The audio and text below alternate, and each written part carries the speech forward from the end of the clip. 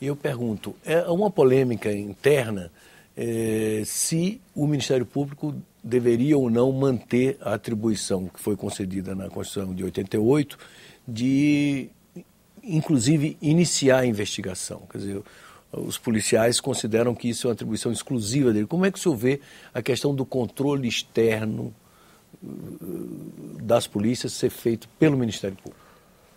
O controle pelo Ministério Público é ótimo, ajuda. Quer dizer, eu acho que isso é um ponto importante. O controle externo sempre é muito bom, seja da ouvidoria, com relação às polícias, da corregedoria externa, que pode, né, que quando não é vinculada ao órgão ajuda. Agora, uma coisa muito importante, construir uma força policial de qualidade exige, sobretudo, esforço de controle interno.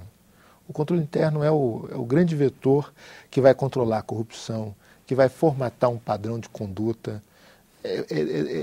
O policial, a força policial disciplinada, qualificada e treinada para o policiamento, ela tem que ter um padrão e esse padrão tem que ser muito bem organizado e controlado internamente.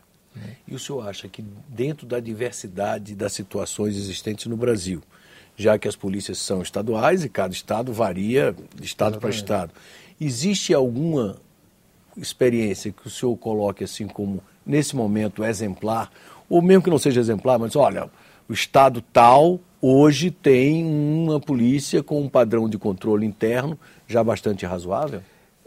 Eu gosto muito da Polícia Militar de São Paulo. Assim, eu não sou de São Paulo, sou carioca, me mudei para São Paulo e trabalho na Universidade de São Paulo há um tempo. Enfim.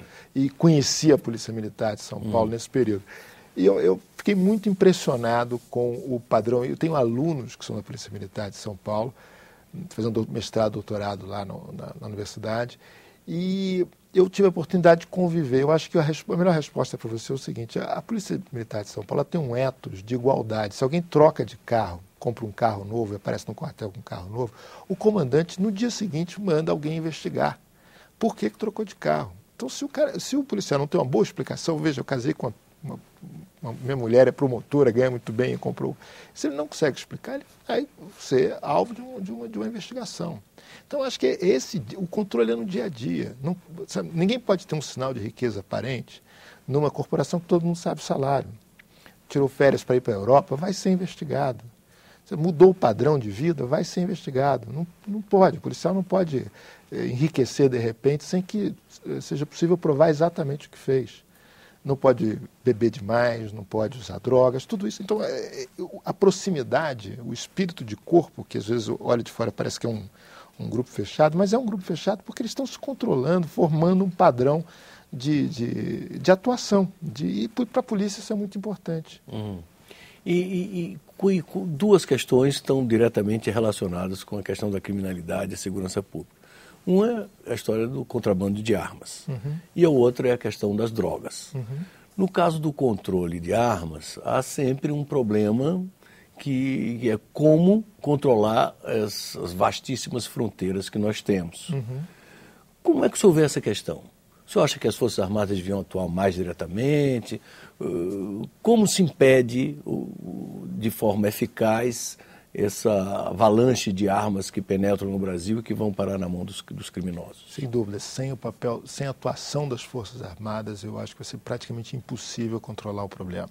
Quer dizer, a fronteira do Brasil exige uma escala de policiamento de presença que nenhuma polícia estadual vai conseguir oferecer dos estados. O senhor acha que esse é um caminho que deverá ser trilhado? Essa é a tendência do governo brasileiro? Tem sido trilhado. Quer dizer, a legislação tem sido alterada no sentido de dar mais poder às Forças Armadas nas suas atividades de policiamento. Acho isso muito importante.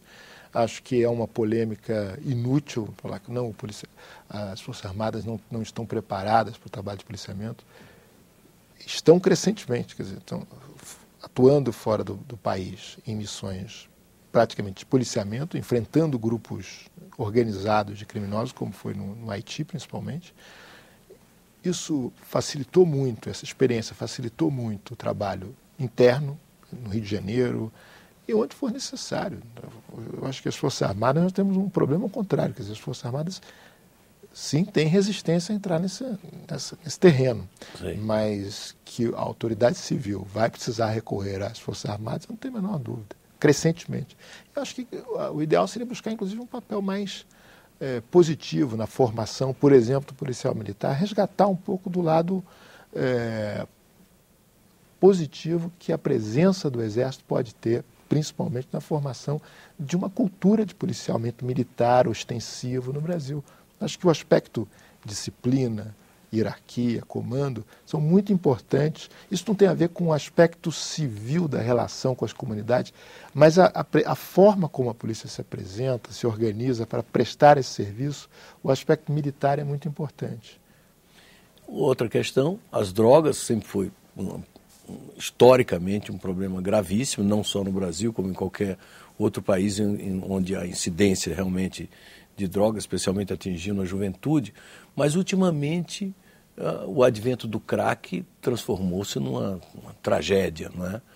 Como é que o senhor vê essa questão? Você acha que o usuário do crack ele tem que ser compulsoriamente isolado e detido para tratamento e tal? Como é que o senhor vê essa questão?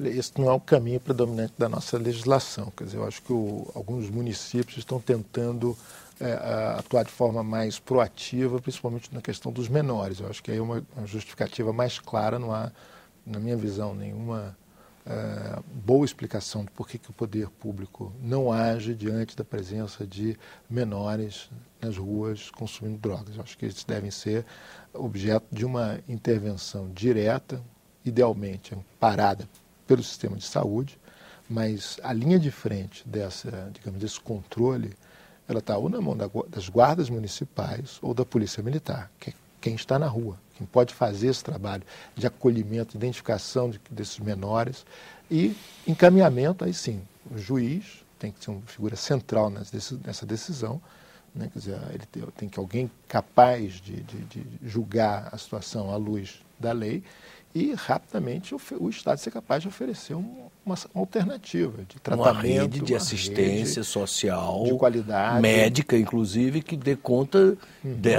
desse imenso problema. Desse imenso problema e, em particular, na questão dos menores, essa paralisia do Estado não tem nenhuma justificativa. Né? E o senhor